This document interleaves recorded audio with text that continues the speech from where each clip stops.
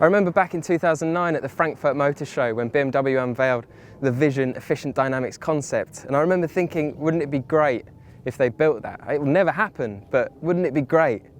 What followed was 4 years of technical workshops and more concepts, and then finally the confirmation that they will build that car as the i8. And today, about 5 years after that very first concept, we finally get to drive it for the first time.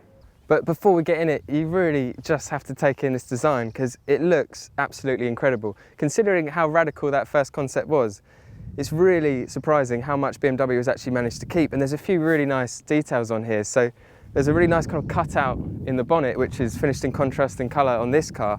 And then one of my favourite features is at the back, you've got these really elegant flying C-pillars, leaving a nice little gap here. But probably the most radical thing about this car has to be these doors, and I think even in Los Angeles these will get a lot of attention.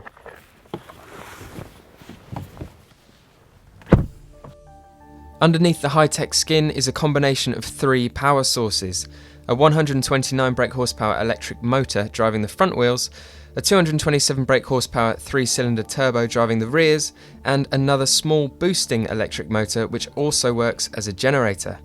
Despite all that tech and the huge battery pack, which allows for 22 miles of electric range, the i8 manages to weigh 70 kilos less than an R8. That's mostly down to its high-tech carbon fibre body and aluminium chassis, and as a result it can hit 62 miles an hour in just 4.4 seconds. We've got all this amazing technology underneath you. You've got the engine and you've got the 2 electric motors, so how does that actually feel out on the road? Well, when you start it, it will be in comfort mode, which tends to give priority to the electric motor. So a lot of the time you'll be running on electric power, which is what we're doing now. You'll get about 22 miles of range. We've got 9 miles left at the moment. And because of the instant step off, because of the electric motor, it feels kind of like Golf GTI fast. So it's fast enough.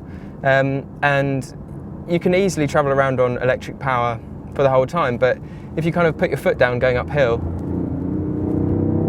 you can hear the engine kick in there. And what's amazing about that 3-cylinder is that it just sounds absolutely fantastic.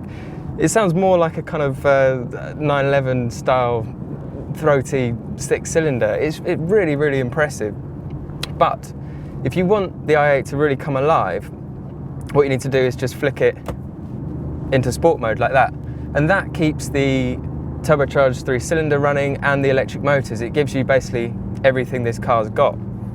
And again, so you've got the engine, it sounds even better, and because you've got that electric motor giving you the instant shove, then it feels fast then, and then as soon as that starts to get a bit inefficient, then the engine kicks in, takes you a bit further, and it's just like you might expect like a surging stepped acceleration, but it's not. It's really smooth. It's kind of like a blisteringly smooth 0 to 62 time of 4.4 seconds, and it's just so impressive.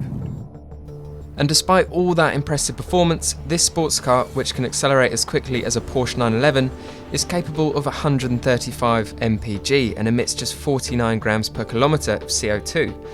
Those figures are better than a Toyota Prius, a Yaris hybrid, and almost any other eco car you can think of. So what you notice about driving the i8 is that it's a lot more than just an eco car.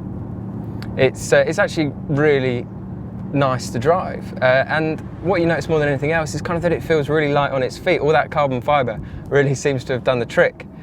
So we found some great roads around here, some kind of narrow canyon roads in the hills of LA, and it feels right at home on there despite the fact it's so wide. And what stands out is the fact that the steering is really nice. It's light. And you get a really crisp turn-in. So if you're expecting an M car, it's not an M car. It kind of has a character all of its own in that sense. It's not a big oversteering brute. It's more clinical than that. So you can power out of a corner and you can feel, just as the back tyres start to lose traction, the fronts will come in and they'll just drag you out. So it's really forgiving. Not quite as sharp as a 911 maybe, but different. And it's something that I really like.